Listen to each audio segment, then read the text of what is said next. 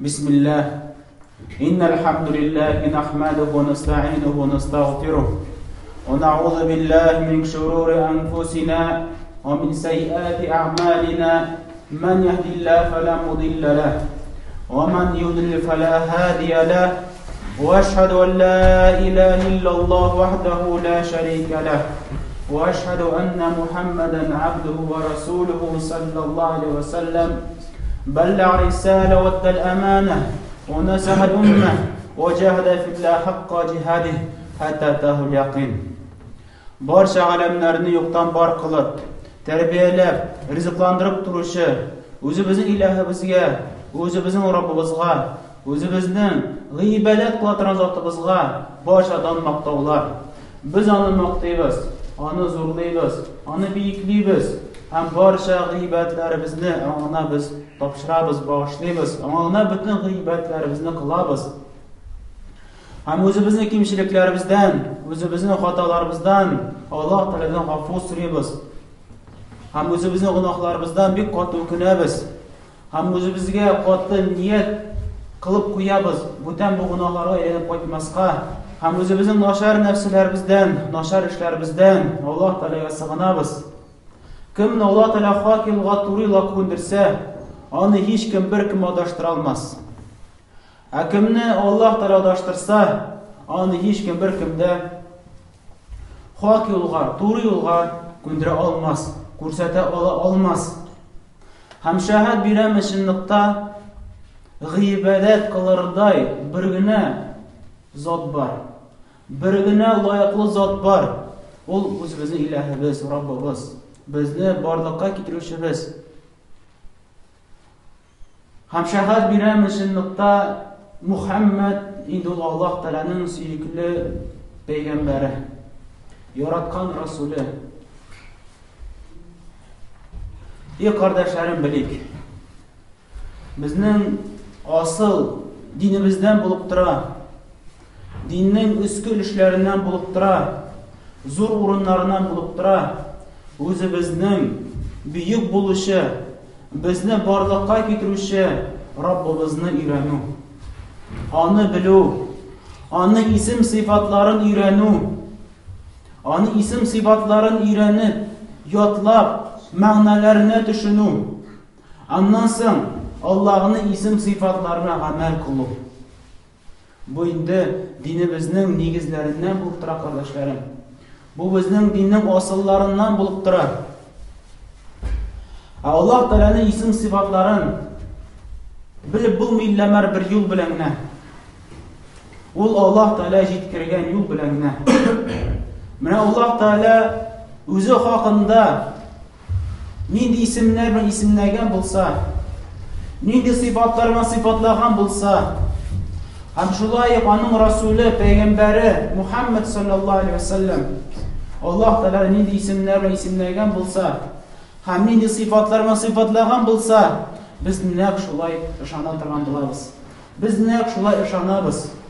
Allohning ism sifatlari inqor etmishada, o'zgartmishada, turli ma'nolarga kiritmishada, ma'nolarni yo'qqa chiqarmishada, menimcha Qur'onda ham sunnatda kelgan bo'lsa, naq shulay to'g'ri kelish tashqi yog'idan, tashqi ma'nosi bilan qabul etamiz. Ey qardoshlarım, Allohning ismlarini o'rganu, uni jimishlari bek zo'r. Aytganimizcha, u bizning dinimizning aslidan, butun dinimiz shundan boshlana. Ham bilik Alloh taolaning ism sifatlarini o'rganu, u eng zo'r ilm, eng zo'r ma'lumot.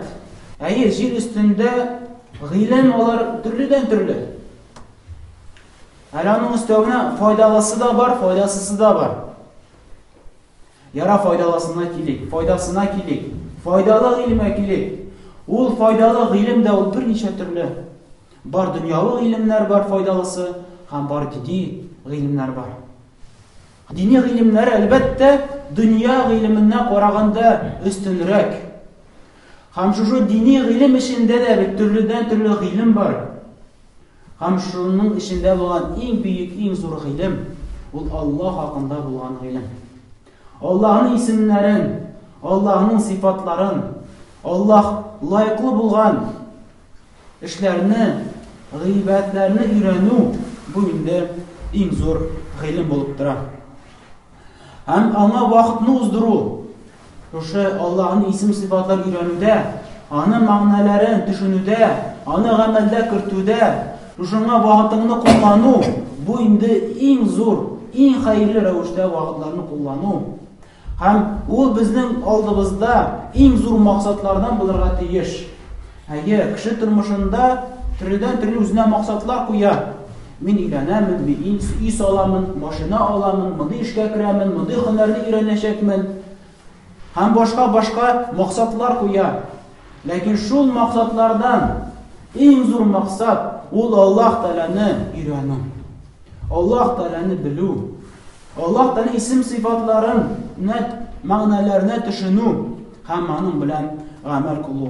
Бу инде иң зур максат һәм иң зур хәерлек һәм иң зур нуктада иң хәерле эшләрдән, гамәлләрдән, Аллаһ Тәгалә ярата торган гамәлләрдән. Һәм Аллаһ Тәгаләнең исем-сыйфатларын өйрәнү ул сине китереп чыгара. Ул сине этәрә Аллаһ Тәгаләне яратуга. Кайчан кеше Аллаһ Тәгаләнең Ар-Рахман, Рахимле, Ар-Рахим, рәхмәтле, рәхмәт иясе, Әл-Гафур, гафу итүче, Әл-Халим, йомшак иясе, Әл-Латиф, йомшак иясе,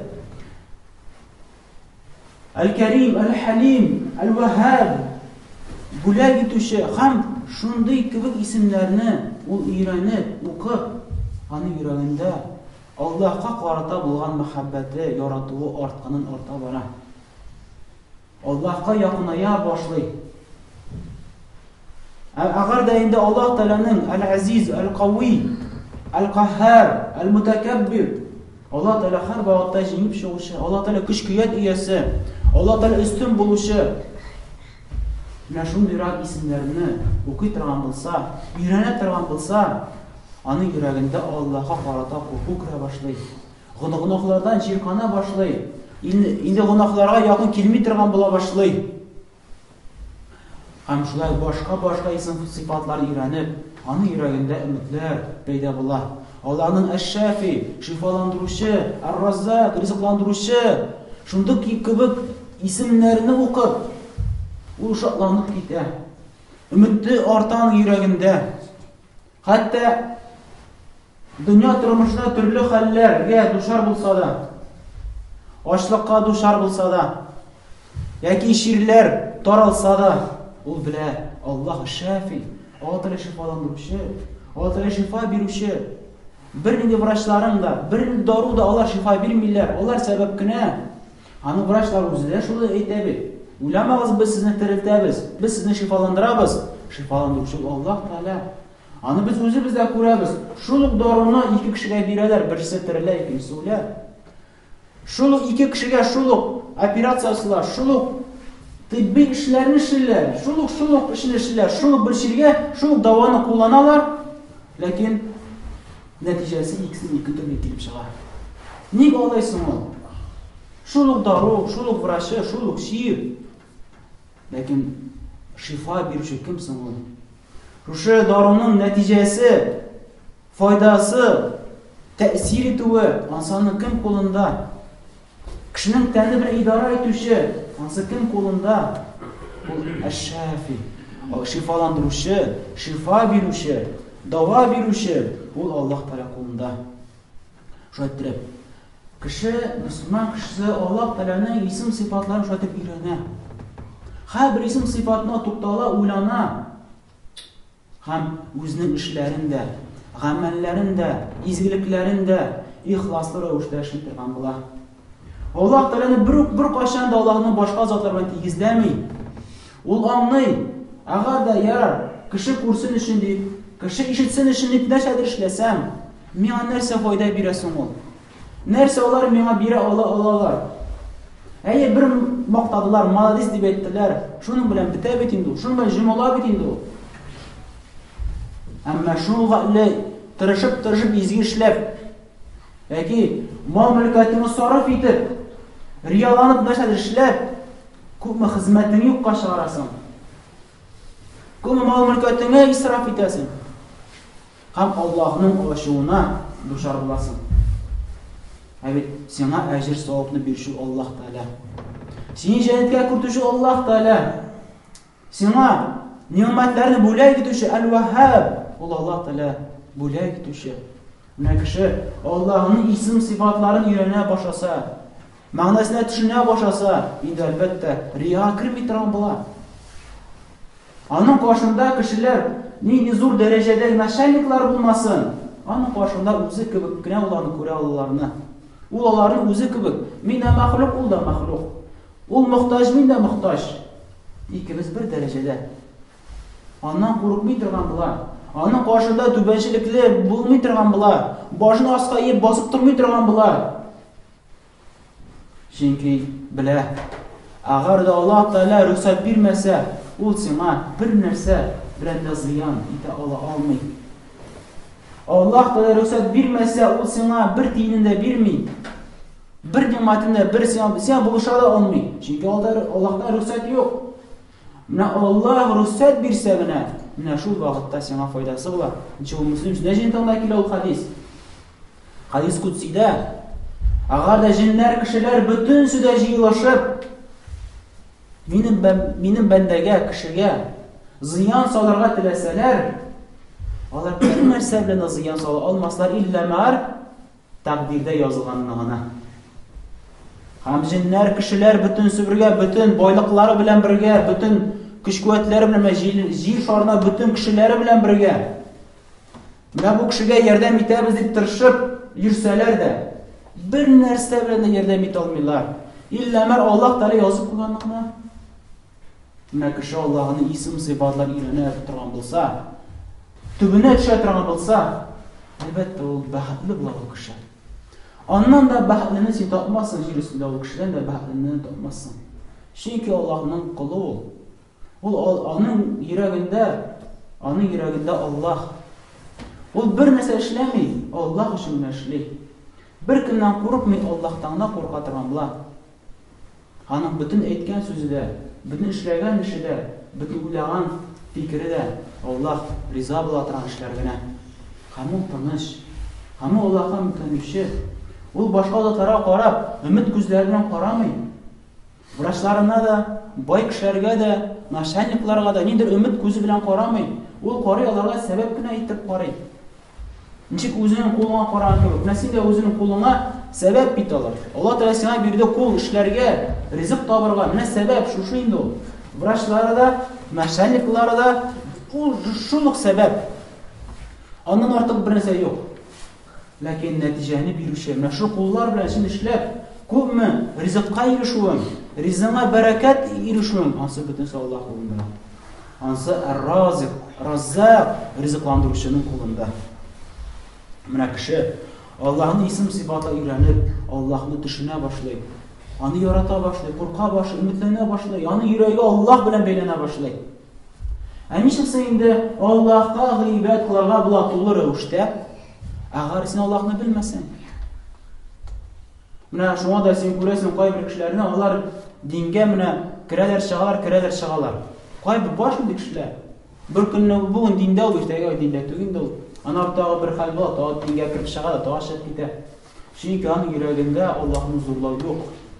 Allah'ın dürüst beyevlevi yok. Şuna şimdi halde ol. Mına en kurkem rövüşte, en hayırlı rövüşte Allah'a gıybet kılasın deysen, Allah'ını öğren, Allah'ını bil, Allah'ın isim sıfatlarını düşün, onun manalarını bil, hem elbette amel kıl. Elbette amel kılmazsan senin öğreniminden bir faydası yok. Bütün işi biter, bütün suyuqqa çıkar, belki o sana karşı bulatırgan bula ol ilim. Ondan sonra Allah'ın isim sıfatlarını öğrengende, kişinin yüreğinde imanı orta başlayır. Onda imanı ko'tarile başlayır. Nechek Abdurrahman Es-Sa'di rahimehullah rahmatullah aytadi. Şunliqda Allah'ın isim sıfatlarını öğrenüde, onun manasını düşünüde, onda iman var. Kişinin imanı orta başlayır. Özün bahatlı hissete başlayır. Allah'a şükür ete başlayır. Elhamdülillah Allah beni müminlerden, Müslümanlardan kıldı. Allah'a karşı muhabbeti bir kat orta başlayır. Hem Allah'ın isim sıfatlarını öğrenüde, Үз эченә 3 төрле тәүхидне кертә. Ул тәүхид рубубия. Аллаһ Тәгалә тәрбия кылучы, ашатучы, ризыкландыручы, барлыкка китерүче, бөтен патшалык иясе. Чөнки шу исемнәрне белеп син беләсең, менә тәрбия кылучы, ризыкландыручы безне Аллаһ Тәгалә икән дигән мәгънәгә ирешә. Кашан Аллаһ дигән исемен белгәч, аңлагач, Аллаһ илаһ мәгънәсе. Илаһ яни гыйбадәт кылына торган зат. Башка гыйбадәт кылына торган зат лайыклысы юк. Нар Аллаһ. Аллаһ та бит кайын алган сүз. Аның төп мәгънәсе илаһ. Илаһ ул гыйбадәт кылына торган зат. Гыйбадәт кылына торган зат. Агар да башка кешеләрне син игътибар итсәң, кемдер сүрәткә гыйбадәт кыла, кемдер ташка, кемдер агачка, кемдер тәрәгә, кемдер нәрсәгә. Менә алар нәрсә гыйбадәт кыла, ул илаһ дип атала. Гыйбадәт кылына торган затлар дип аталына. Ләкин алар берсе дә лайыклы түгел. Аларга гомумән гыйбадәт кылырга кирәк түгел. Чөнки аларга гыйбадәт кылуның бер файдасы юк. Фақат зыян. Зыяны шунда, Аллаһның ачуына төшә һәм мәңгелек җәһәннәмдә булады. Һәм файдасы юк, чөнки алар җавап бирмиләр сиңа. Җылап, укырып, алардан нәрсәдер сорасаң, алар бит сине ишетмиләр. Сине бар дип тә белмиләр. Хәтта ишеткән очракта да, сине бар дип белгән очракта да алар сиңа бирә алмыйлар. Алар сиңа ничек бала бирсен? Ничек сиңа яхшы хатын бирсен? Ничек сиңа яхшы ир бирсен? Ничек? О бит синең кебек мәхлук, барлыкка китерелгән зат. Ясалынган әйбер ул, ясалынганы Аллаһ Тәгалә ясаган аны, ясалынган әйбер. Бер нәрсә белән идара итми. Кулында бер нәрсә юк. Ничек ул сиңа нәрсәләр бирә алсын? Шунда Аллаһның исемен өйрәнгәндә, Аллаһ исеме ул гыйбадәт кылына торган зат. Иң лайыклы рәвештә гыйбадәт кылына торган зат. Һәм Аллаһ Тәгаләнең башка исемнәре дә менә барлыкка китерүче, ризыкландыручы, шифаландыручы һәм башка исемнәр, алар бөтенсен сине этәрә, китереп чыгара. Аллаһка гына гыйбадәт кылырга кирәк икәнлегенә. Син кашан Аллаһ Тәгалә Раззак барлыкка китерүче, Әл-Халик барлыкка китерүче, Әр-Раззак ашатучы, ризыкландыручы, бүләк бирүче, шифаландыручы һәм башка шундый күркәм сыйфатларны, исемнәрне өйрәнгәндә, син беләсең, менә минем Раббым шушы гына миңа ярдәм бирә ала. Мин шушы гына гыйбадәт кылсам, мин үземә файда ала алам. Мин үземә бәхет, сәгадәт ала алам шушы Аллаһ аркылы гына. Башка зат юк. Ул килеп чыгарак шушы фикергә. Гыйбадәт кылган торган зат ул Аллаһ бер үзе генә. Ул гына лайыклы гыйбадәт кылырга. Ул гына лайыклы аннан сорарга. Чөнки ул бирүче. Һәм әйтә Шәйх Сади рахмаллаһ, шайтыр Аллаһның исем сыйфатларын өйрәнгәндә 3 төрле тәүхид тәкърарында. Һәм шу 3 төрле тәүхидтә анда иманның рухы бар. Һәм иманның шатлыгы бар. Иманның шатлыгы ничек ул? Кешенең йөрәге шатлана башлый. Кешенең йөрәге тынычлана башлый. Һәм ул түгел, ниятләнә, чынлап та бу дөрес. Чынлап та бу минем Раббым, бу минем илаһым. Аны йөрәге шуңа тыныч. Ләкин башка диндәгеләр кешеләр карагыз әле сез. Әйе, алар гыйбадәт кылар затларына, ләкин үзе шикләнә, ул дөресме соң, бу дөрес түгелме? Нишләп булай, нишләп тегелә, нишләп килеп чыкмый? Һәр вакытта шикләнү, һәр вакытта борчылу. Ана сайында, яра, мин шушы гаиләдән туганмын, мин безнең дин шушы инде дип шушы әйтеп калау. Ләкин йөрәгендә борчылу, шикләнү, сорап юк файда. Һәр вакытта борчылу, аны йөрәге тыныч түгел. Ләкин Аллаһка гына гыйбадәт кылучылар, аларның йөрәкләре тыныч. Чөнки белә, мин бит вали бар. Вали һәр вакытта яклаучы, саклаучы, тәрбия кылучы. Мине яклый торган заты бар. Әл-Вали. Аллаһның исеме Әл-Вали. Һәм шулай итеп, Allah Teala'nın isim sıfatların iranu, o'zimizga qo'yilgan maqsadga erishuv kardeşlerim. Çünkü Allah Teala seni niçin varlığa getirdi? Niçin sen bu turmuşta yaşaysın? Niçin sen bu turmuşta erten turup ta ki yoklarga aytasın? Niçin bu turmuşta sen aşıysın, içersin? Nefse için. Ne faydan var bu turmuşta senin? Eğer de biz senden tış, ne kişilerden tış başka zatlara qarasak, onlarda fayda var yer üstüne. Qara ağaçlarına. Ne motorluk bir ağaçlar. Kislorod bulup çıgarar, jilek yemişler bile, çiçekler bile. Ondan o çiçeklerden kullanırlar küpmü? Böcekler, kuşkurtlar, hayvanlar. Çiçeklerge qara, ölemlerge qara. O hayvandan ondan küpmü fayda? Nesin qara? Bütün mahlukatlara qara, onların faydası var yer üstüne. Kişiye qarasın. Kişi fakat cimret, uzdura, bitire, taktay, yuqa çıgarar. Ne fayda alsan? Ne için soğutarasını getirgen bu turmuşqa? Bozukluq qılıp жүрүшүн meni şulay. Allah Teala barlığa getirgen matur mahlukatlarını toptab, jimirip, sındırıp, yani buzu bitirişin meni, şunun için kildi meni bu turmuşqa. Allah Teala seni getirdi bu turmuşqa zor maksat bilen. Senin maksatın bu dünya tugul. Senin maksatın zorrak. Senin umtuluşun zorrak bulurga teyiş. Senin umtuluşun, senin maksatın Allah'ın rızalığına erişu. Allah'ını öğrenu. Allah'ın isim sıfatları arkalı Allah'ını öğrenu bilu. Onu büyüklü, zorlav, ona şükürlü bulu. Mine şunday şükürlü bende bulsan, şükürlü kişi bulsan, Allah Teala seni hürmet edecek, hem şükür edecek seni akarata. Dünyasında hem ahiretinde. Hem bilik, bu indi bizim bu turmuştağı olgan maksatımız da indi. Allah Teala'nı öğrenu, hem Allah Teala'nı öğrene alırız Allah'ın isim sıfatları arkalı. Hatta bir misal getirge bular, agar da sen özün gilenesin iken, belki kızını kiyeve biresin iken, kileşe kiyevenesin, onun isimlerini soruşturasın mı? Onun sıfatlarını soruşturasın mı, bilişesin mi? Elbette bilişesin. İsimlerin bilesin, eteniler isimlerin bilesin, ailesin bilesin, sıfatların bilesin, kimler olar, nişlep, yürüler olar, nerse bilen şügüleneler, İran'ı bitesin. Ondan sonra indi başka şaralarga kirişesin. Niçiksin Allah Teala'ya gıybet kıla olasın, niçiksin Allah'a yakınaya olasın. Allah turuna bir nese bilmişsin, Allah diye sözden başka bir nese bilmiyor. Hele ansı yarabdıra, kaybirer Allah diye isimini de bilmiyorlar, totarlar. Xuday deyip jirirler. Allah deyip de eytebilmiş onda. Hatta Allah en zor ismini de eytebilmirler kaybirlere. Şimdi elbette bu bir oyanış, bir de kızganış. Şu ettirip, bizim maksatımız bu turmuşta, o Allah Teala'nın öğrenu. Ama eğer de kişi şunu böyle şügülense, özünün bu turmuşta maksatını ötegen bulatıran bular. Eğer de bu maksatını ötemese, eğer de bu maksatına sakın qarasa, indi niçin barlığa getirilgenin maksatını ötemegen bular. Bu turmuşta boşqına, faydasız vaxtını ötkergen bular. Ol yaşagan da, ölgen de yoqqa chiqqan da mine bitti. Özünün maksatını ötemedi. Özünün kerakligini ötemedi bu turmuşta.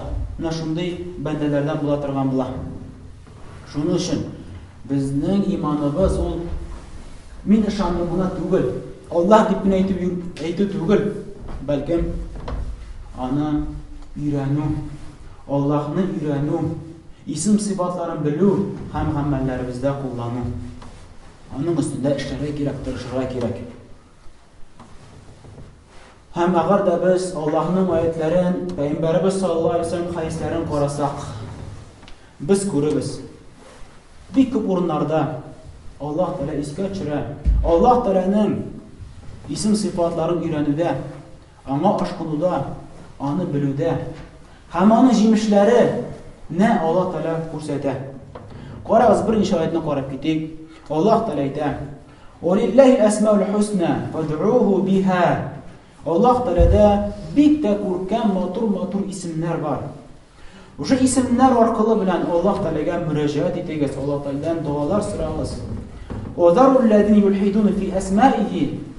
Һәм Аллаһның исемләренә ышанмаучылар, яки башка кирәкмәс мәгънәләргә үзгәртүчеләрне, ышанмаучыларны инкар итүчеләрне, Аллаһның исемләренә көлүчеләрне, аларны калдыр. Алар белән бергә булма. Сәйүҗзәүнә мә кану яъмалун. Үзләре эшләгәннәр өчен аларга җәза биреләчәк әле. Аларга җәза биреләчәк үзләренең әйткән сүзләренә, эшләгән эшләренә.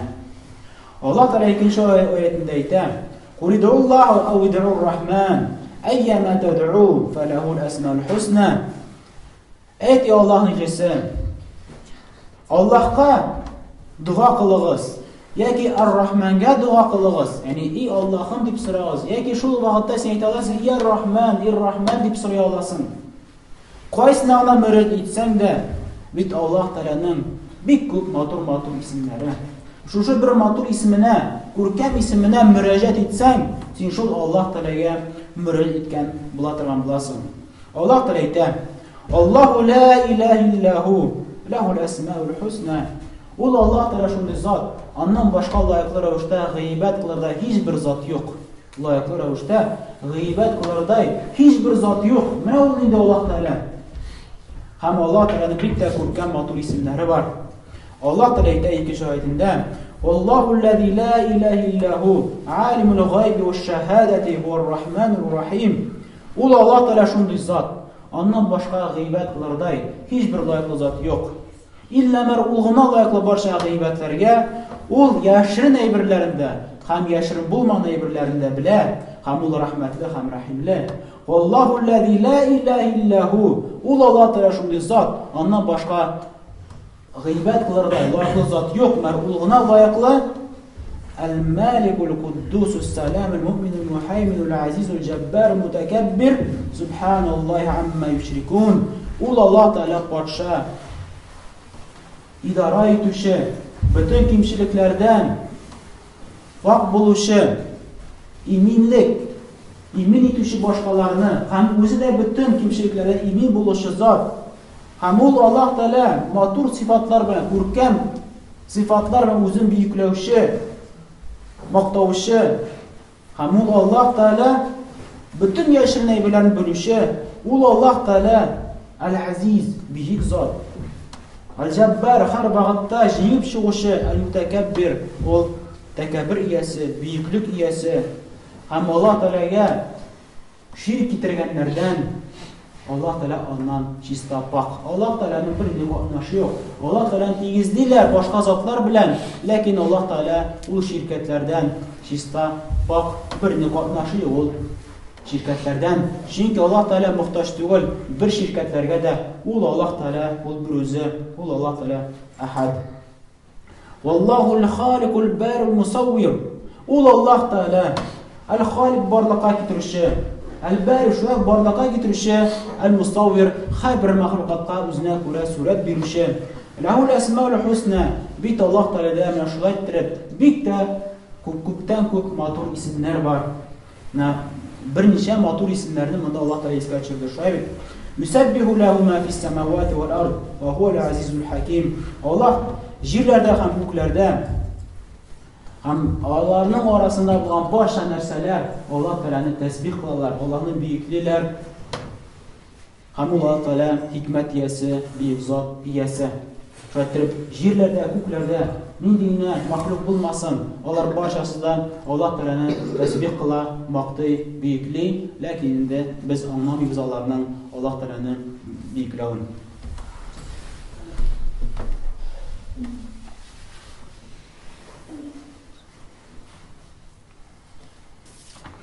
Bismillah, elhamdülillahi rabbil alemin.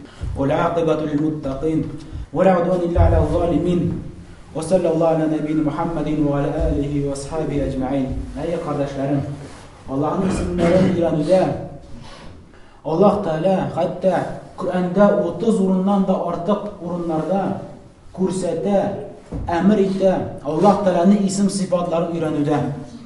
Allah Teala ite mesela فَعْلَمُوا أَنَّ اللّٰهَ عَز۪يزٌ حَك۪يمٌ Belirgez cennette Allah Teala büyük iyesi, hikmet iyesi. İkinci ayetinde Allah Teala ite يعلموا أن الله شديد العقاب وأن الله غفور رحيم.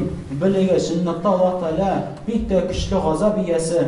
Agar Alloh taolo birasini g'azabli ekan, u bu turmushda kimningdir g'azabi bilangina tugul. Kimningdir endi bir maxluq kishini g'azab qilsa-da, uning kibik tugul. Hatto bilan ko'z olmay ketirsang-da, masalan bir kishini jazolilar, g'azablar intiktiralar. Mudda osalar, mudda tortalar, mudda kesalar, mudda neshikgina ishlamasalar-da, neshikgina g'azablamasalar-da, Allohning g'azabini birda teng tugul. Bitta yiroq teng tugul. Allohning g'azabi eng kuchli g'azabi. Hamshinatda Alloh taolo g'afur etuvchi ham rahmat egasi. Va alamanalloh g'aniyun hamid. Bilinglar, sunnatda Alloh taolo boy zot, maqtovli zot. Hatta sen Alloh taolo rizoligi uchun sadaqa bermasang-da, berma. Alloh taolo maqtov, Alloh taolo boy bit, Alloh taolo boy bit, sening boylig'ingga muhtoj tugul. Agar hatta sen Allohni maqtamasang-da, Allohga g'iybat qilmasang-da, yarar. Onun bilan bir narsa o'zgarmaydi. Alloh taolo al-Hamid, har vaqtda maqtovli. Bu butun so'z senga kerak. Va alamanalloh samiyun alim. Bilinglar, sunnatda Alloh taolo eshituvchi ham biluvchi. Hammaning ko'p oyatlar ko'p. 30 dan ortiq bunday oyatlar Alloh taolo ko'rsatdi, indi. Bilinglar, o'rganamiz Allohning ism sifatlari. Hamshi Buxoriy ham Muslim sunnatinda kelgan Abu Hurayra radhiyallohu anhu topshirgan bu hadisni Payg'ambarimiz sollallohu alayhi vasallam aytgan, Alloh taolaning 99 ismi bor. Alloh taolaning 99 ismi bor. Kimda kim uni sanasa, endi o'z jannatga kirdi.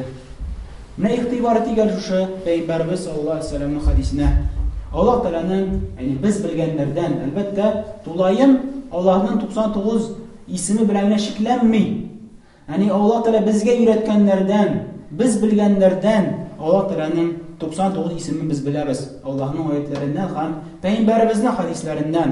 Kimda kim shu ismlarini shuqlasa, endi u jannatga kirdi deb Payg'ambarimiz sollallohu alayhi vasallam aytadi. Mana ma'nosi nechiksan agarda kishi o'zining qo'lina kitob olar ekan, u kitobda yozilgan Allohning 99 ismi ham shuqlab qilishar ekan, ham u kishi jannatli bo'ldimi deb aytib bularmi yo'qmi? Albatta bu hadisni anlatuvchi olimlar aytadilar. Mana o'z ishina bir necha ma'no kiradi. Mana o'z ishina bir necha daraja bunda. Birinchisi albatta uni sanov, uni yodlov, uni o'quv, uni sanab uni yodlov ismlarini. Bu birinchi daraja. Shundan boshlana. Anasi endi üstkarak daraja uni ma'nolarini tushuna boshlaysan. Mana ma'nosini shek, mana ma'nosini shek. Ham ma'nolarni tushuna boshlaysan. Hamchi amallarda qo'llandirga bo'lar. Inchi turmushimda qo'llana olam men deb yurmas ma'nosin. U bit Allohning ism sifati bilan tugul, balkim onun ortidan g'amal bo'lurga tegishli.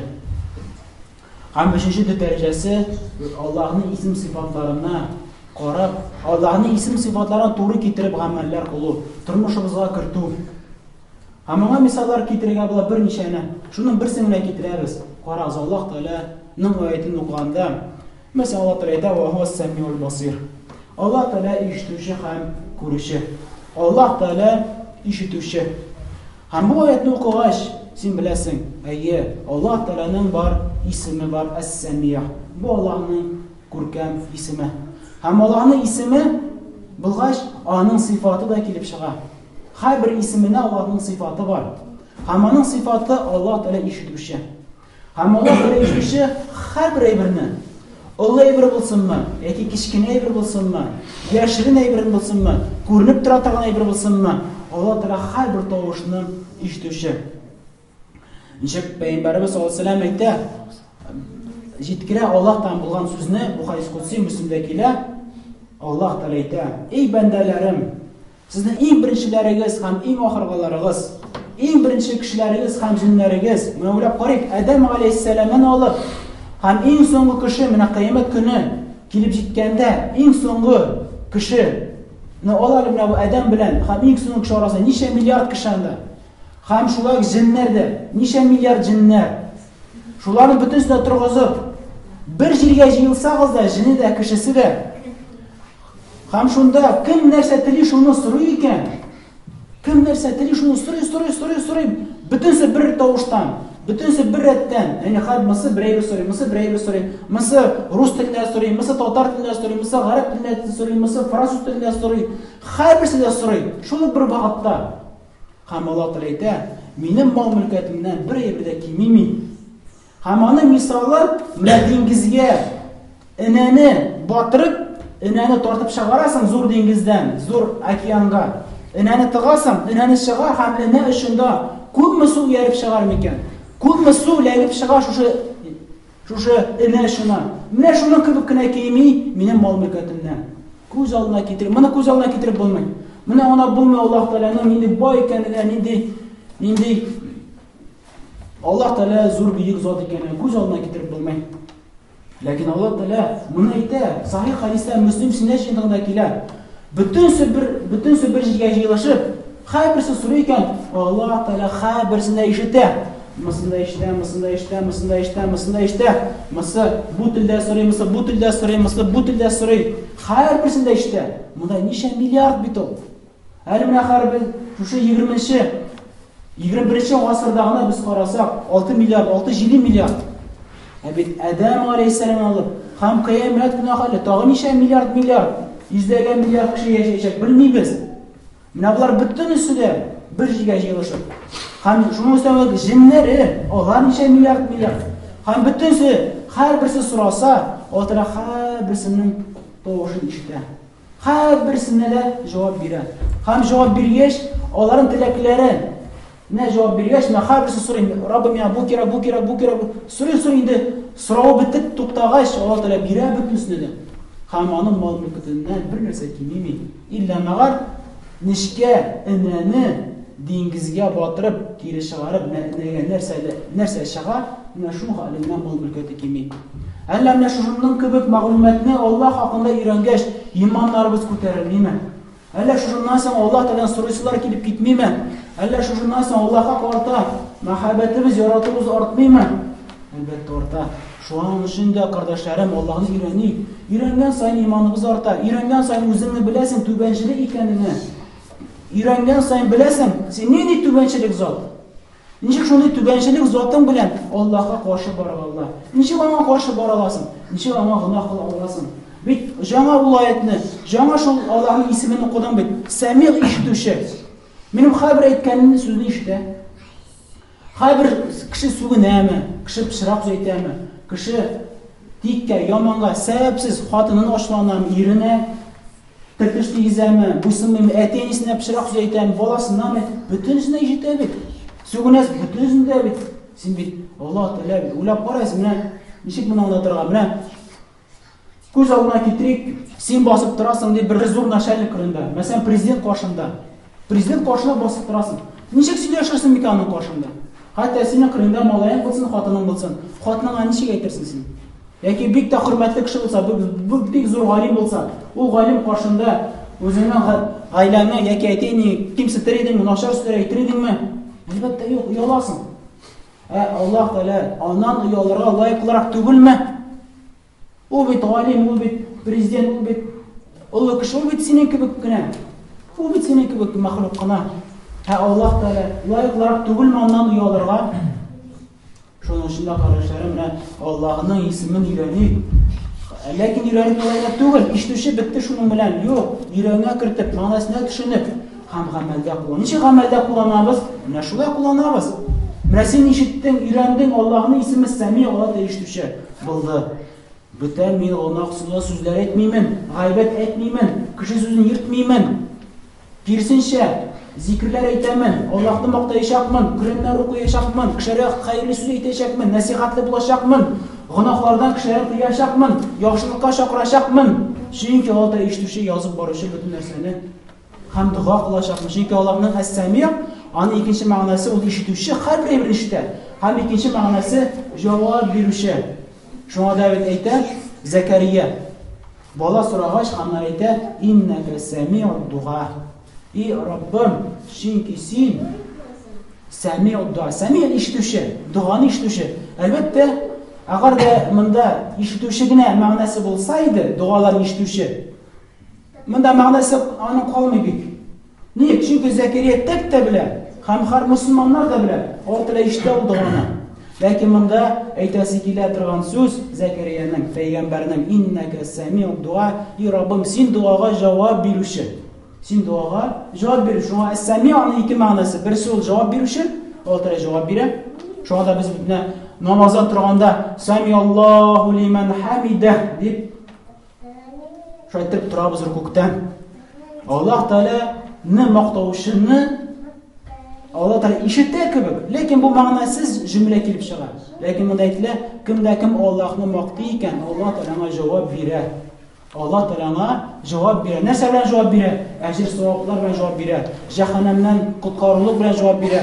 Onun duasına cevap verir. Barakallahu fikum. Şunu şimdi biz bir misalını getirdik. O Allah Teala'nın işittiği. Ama elbette to'lisincha bizini bayon qilmadik, ko'rsatmalarni qildik. Allah Teala'nın es-sami' degan, eshituvchi degan bir ismigini nitro. O'zi birinchi darslik ma'lumot boranda. Lakin endi biz jamoada bu sababli bizni ko'rsatmalarni ko'rsatamiz. Bu Allohning buyukligini ko'rsatadi. Najir shorindan navlab qara, jir shorinda ningligina maxluq bo'lmasin. Hatto men sen o'rmonda borasan, bunda qirmiz qo'yasi. Necha million qirmiz qanda. Alloh har bir seni halin eshitdi, har bir halin bila, ko'ra. Misol bir qirmizga chirlagan, bir qirmizga oyog'ini sindirgan, bir qirmizga oshara kerak, bir qirmizga yun sola, bir qirmizga endi yumruqlar toshib yuri, ham har birsin bilan. Necha u hadislarda keladi, qop-qora tunni, qop-qora shumoq toshdan qirmizga yurikan, shundan oyoq tovushlarini Alloh taolo eshitdi. Biz eshituvlarni ko'rmaymiz-da biz uni. Lakin Allohning eshituvi ikkinchi. Allohning eshituvi ikkinchi. Mana bir yo'g'ni o'rmonda necha ulug' yo'l qirmizqa bilan tug'an. Qirmizqa endi bujoqlar, umartalar bor, unda boshqa unda yilonlar, unda suvaşanlar, unda nindigina bujoqlar yo'q. Alloh har birisini tarbiyali, har birisini halim bila. Chunki Alloh har birisini borliqqa keltirib, ularni oshota rizqlantiradi. Chunki Alloh o'z ustiga oldi ularni rizqlantirib, har birisini halim bila, har birisini yordam beradi, har birisini rizq beradi, har birisini ishida, har birisining muhtojligini bila, ham shu vaqtda ular rizqini beradi. Nechik mana salaflar aytadi, kimda kim Allohni ko'proq bilgan sayin, u Alloh taoladan ko'proq qo'rqa turgan bo'lar. Ham onun g'aybati to'liroq bo'lar. Ham gunohlardan yiroqroq bo'lar. Bu endi salaflar aytgan so'zlari. Shunga da ularning so'zlari Allohning oyatida bitta to'g'ri keladi. Alloh taolo aytadi: "Innama yaxshalloh min ibadihi ulama." Allohning qullaridan bo'lgan g'olimlar, Allohning qullaridan bo'lgan g'olimlar, mana ular endi Allohdan eng qattiq qo'rquvchilar. Eng qattiq qo'rquvchilar kimlar? Kim Allohni ko'proq biluvchi. Kim Allohni ko'proq biladi. Kim Allohni o'rganadi. Mana ularning g'iybatlari to'la bo'lar. Allohga qarata bo'lgan tubanchiliklari, qulluqlari to'la turgan bo'lar. Endi Alloh taoladan so'raymiz, Alloh taolo bizga foydali ilm bersin, Alloh taolo bizga ilhom qilsin, bizning yuraklarimizga iymonni to'ldirib kiritsin. Alloh taolo bizga shuni iymon bersin, Allohni yaratirgan, uning ism sifatlarini o'rgantirgan, Alloh taolo yarata turgan ibrini yaratirgan, Alloh taolo bizga yordam bersin. Alloh taoladan so'raymiz, Alloh taolo bizning kimchiliklarimizni, gunohlarimizni g'afur qilsin. Alloh taolo bizni o'z rahmatidan qoldirmasin. Ham bilamiz, eng yaxshi so'z Allohning so'zi, eng yaxshi yo'l payg'ambarimizning yo'li, eng yaxshi ishlar o'ylab topilgan ishlar, ham har bir o'ylab topilgan shu bidat, ham har bir bidat adashu, ham har bir adashu o'tda, jahannamda. Endi Alloh taoladan so'raymiz, Alloh taolo bizni jannat ahllaridan qilsin, ham bizning duoga muhtoj bo'lib yotuvchi mayitlarimizning kimchiliklarini, gunohlarini afv qilsin. Robbana atina fid dunya hasana va fil oxirati hasana va qina azoban nar. Ufranika robbana va ilaykal masir va qimis salat.